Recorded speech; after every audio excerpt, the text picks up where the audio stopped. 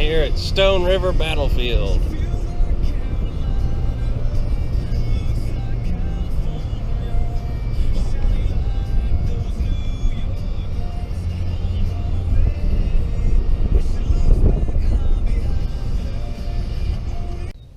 So I'm here at the battlefield in Murfreesboro today, trying out the new GoPro, and gonna check it out today.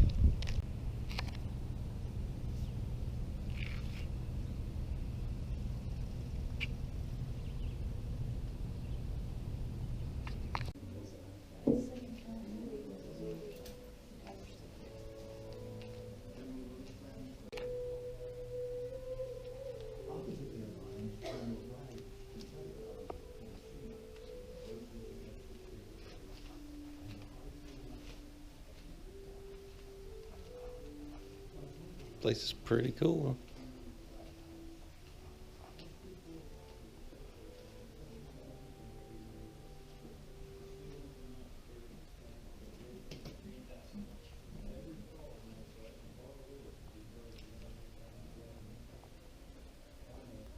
At mid-morning, the Confederate 16th Tennessee Infantry, along with Donelson's brigade, moved to attack the Union's position in the Round Forest.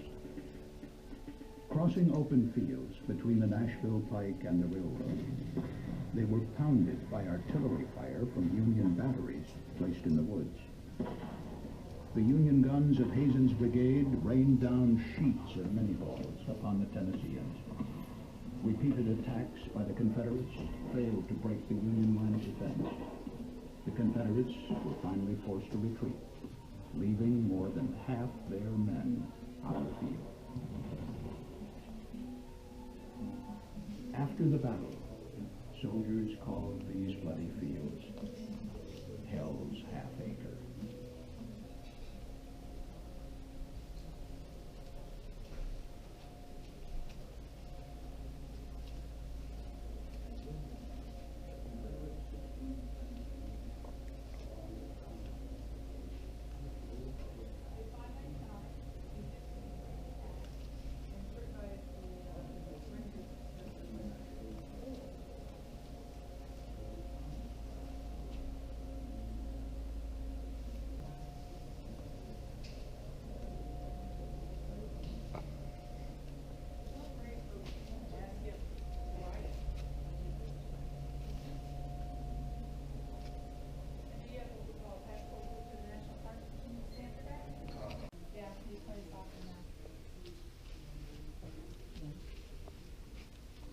This is the passport to the national parks, and when you open it up, you'll see on page 6 and 7 that the United States is color-coded in different color regions.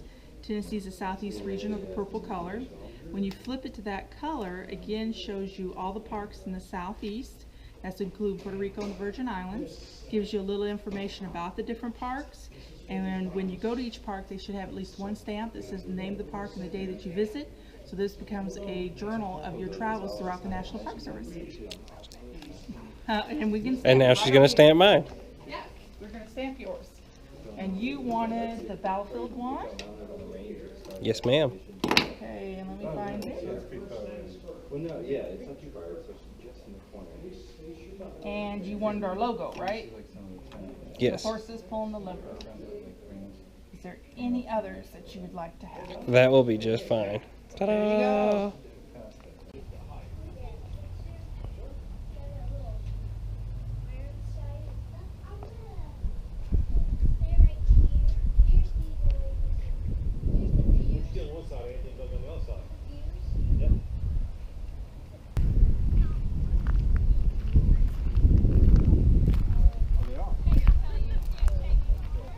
Hi. Hey there.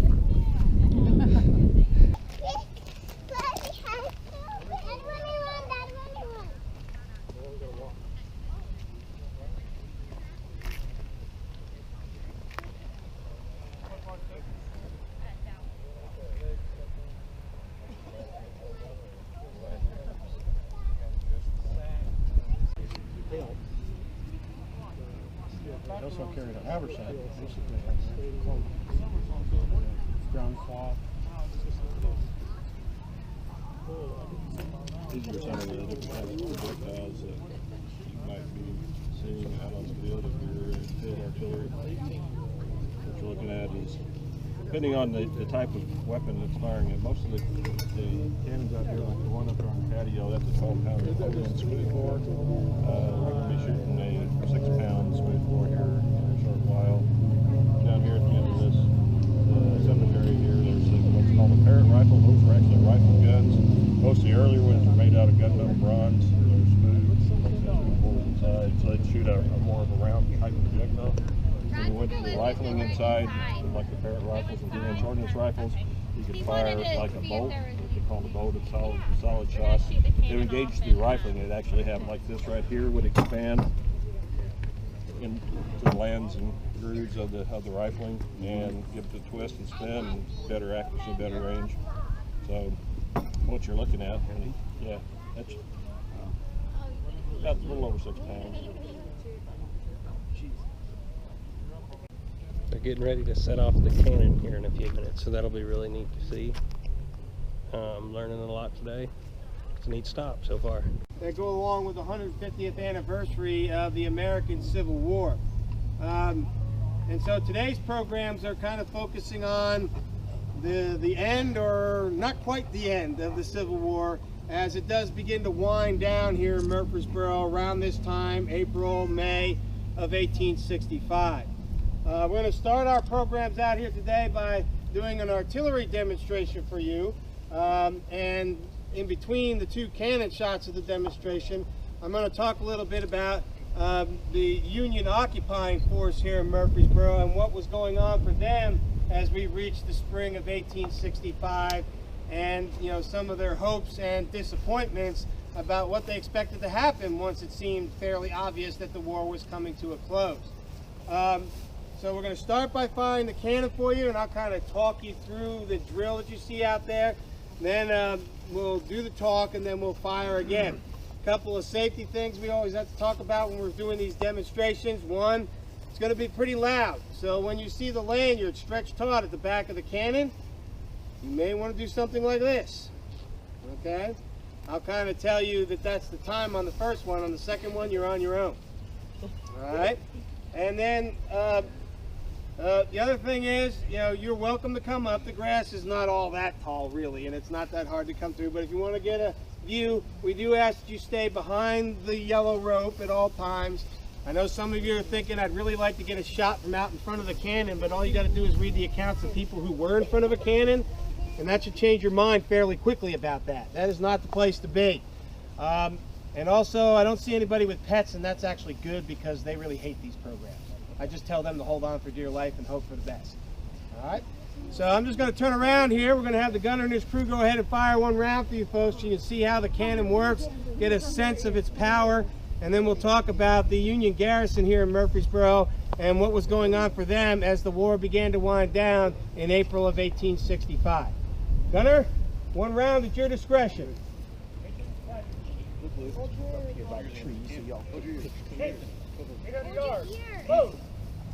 So at the command load, the number 1 man at the front right of the gun will begin sponging out the bore to clean out the burning debris from the last shot. The number 3 man at the right rear of the gun has his left thumb over the hole at the back of the gun called the vent, which will cut off the oxygen, the airflow, to help put things out.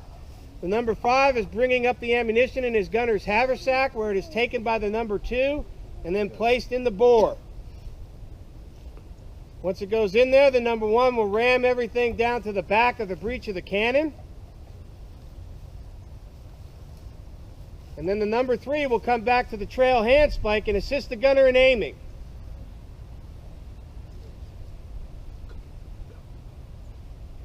Once the gunner gives that touchdown sign, he's happy with the aim. Ready. At the command ready, number 3 and 4 step in together. 3 pokes a hole in the powder bag with his priming wire. Number 4 will then insert a friction primer attached to the lanyard, which is a string with a wood handle on it.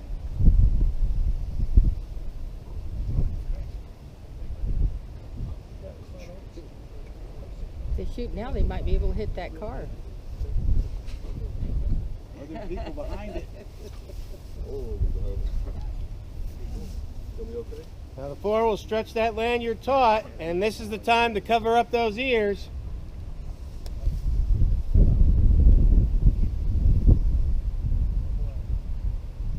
Fire! And here it comes. Take a good deep breath. That's very good. What are you coughing at? That's a good smell. Love the smell of gunpowder. Now that sound of that gun may have seemed fairly impressive, but we only used half of the powder charge that relatively small cannon from Civil War standards would use on a battlefield, and we weren't firing a projectile, hence no screams from those people down there on the other end. But that sound, that booming of the cannon, had been ringing in the ears of the people of Murfreesboro for quite some time throughout this Civil War. Of course, it really started fairly early. They would hear the booming of the cannons as early as July 1862, when General Nathan Bedford Forrest was here for the first Battle of Murfreesboro, the raid on the town. And then you follow that with the big battle here that took place on this ground where we're standing today, the Battle of Stones River. Now, when the main Union Army went away, though, that did not really end the ringing and the booming of the guns here in Murfreesboro for folks, because they left behind a massive fortification, Fortress Rosecrans, some of the earthworks which you can still visit today if you're touring around the battlefield and the town today. And the main teeth of Fortress Rosecrans from a defensive standpoint were the dozens of cannons that were mounted in the various lunettes and readouts that made up that massive earthen fortification, which was, at the time it was built, the largest of its kind ever built in North America. Covered more than 200 acres, had nearly 6 miles of earthworks surrounding that 200-acre enclosure, containing a massive supply base for the Union Army as it continued on its campaigns down through Chattanooga, Atlanta, and beyond. It also served as the focal point for a Union occupation of the town of Murfreesboro. Union soldiers would man the fort, and we even have pictures of the town square itself, where the whole square in front of the courthouse is covered with little huts and tents and things. The courthouse itself served as the main headquarters for all the various commanders that were here in Murfreesboro. And Murfreesboro was a big part of the war effort and under Union control for the remainder of the war. And the Union soldiers out of Fortress Rosecrans, well, since artillery was the main way to defend the fort, they had to practice their skills. So if you lived in Murfreesboro, you were hearing the boom boom of the guns almost every single day as they are practicing away. On holidays, you might actually hear big salvos of 50, 100 guns as they would celebrate George Washington's birthday or Independence Day. And we're not talking blank rounds like this gun here. They would just take all the guns they could, aim them over the top of the town, and send rounds screaming over the top. Why? Just to remind the folks in Murfreesboro that, hi guys, we're over here and we have the cannons. Not like anybody in Murfreesboro could actually forget that, hearing the boom, boom, boom all the time. But come around the spring of 1865, that's getting a little old. The battle, the last campaign here in Middle Tennessee kind of wound up with the Battle of Nashville in December of 1864. They've tamped down most of the problems with bushwhackers and guerrillas around here, and things have become really very quiet and kind of boring. We're talking a bunch of, anywhere from 18 to 25-year-old young men with a lot of time on their hands. So the provost marshal starts to get a lot busier, has a lot more guys in jail for drunk and disorderly and, not doing their guard duty as they're supposed to. The Army is starting to come apart in the scenes because the men are really itching to go home. And then as we move into April, you start to get the news of Lee's surrender at Appomattox. Later, the surrender of Confederate forces under Joe Johnston, which included many of the men that these fellows had been fighting earlier on in the war. The sad news of President Abraham Lincoln's assassination. It seems fairly obvious as April is coming to a close that the war is done. And now the men are really preparing. They're getting excited because pretty soon they're going to start to get their orders to go home. They'll be home, before the end of May. Well, maybe. Because in fact, Union forces will be all over states throughout the South for some time after the war is over. The bulk of the garrison here in Murfreesboro and Fortress Rosecrans will not begin leaving until July and August of 1865. So they get to spend one more good hot summer here in the South before they head back home to Wisconsin and Minnesota and Illinois and Ohio. And even when the bulk of the forces go, there are still going to be several thousand men here in Murfreesboro and Fortress Rosecrans going right on through until 1866 and 67. Why? Well, one group, the 111th United States Colored Infantry, will be part of the garrison here, and they'll busy themselves from October 1865 through the following October 1866, moving all the Union bodies from their graves here on the battlefields and in the cemeteries in town, and actually going out 90 miles away in some cases, and moving them into Stones River National Cemetery there behind you. Others will continue manning the guns of the fort, and yes, there will be cannon fire in 1866 and 67 on the outskirts of Murfreesboro, just so these guys can keep their skills in play. And with such a massive fortification and such a big effort that was going on here in Murfreesboro, it frankly just takes a lot of time to wind that down. All those mountains of supplies, they ain't just going to leave them down here. They have to figure out, where to send them, get them back to where they're going, distribute them. We've got another war we're going to be getting into out west against the Native Americans, so a lot of it is going to be heading out there. Some forces will be transferred down to Texas and looking towards the border with Mexico to make sure that we'll get in a fight with them down there. And it'll just take about a year or so for the last blue uniforms to finally disappear from this area and let the folks in Murfreesboro now finally start to get on building their lives in sort of a semblance of the way they had done before. And still even then, the remnants of Fortress Rosecrans will remain. Folks from the town will start scavenging some of the lumber that's been left behind, rebuild the homes, businesses that have been destroyed during the war. And even so, most of it will fall into disrepair and be gone for the rest of the day, but somehow, some way, occasionally in places, trees would grow up and cover them over. And here we are 150 plus years later from the time that fort was built, and there's still some earthworks where you can go there and imagine. And you're stretch taut, make sure you cover up those ears and make sure you stay behind the yellow rope. After we're done and everything gets secured, we will offer you the opportunity to come out and take a closer look at the gun, and also then I'll direct you to some of the things we have in the camp area. One round to do the stretching, gunner. Get your detachment.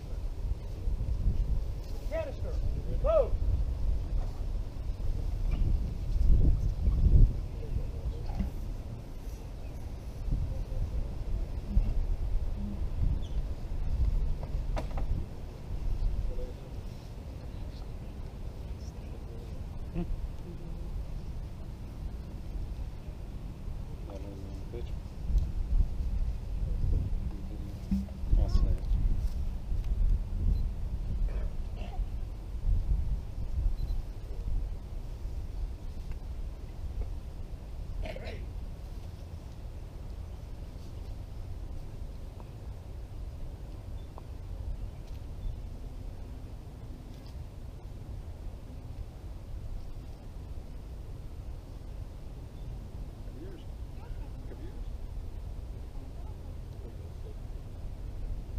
Fire!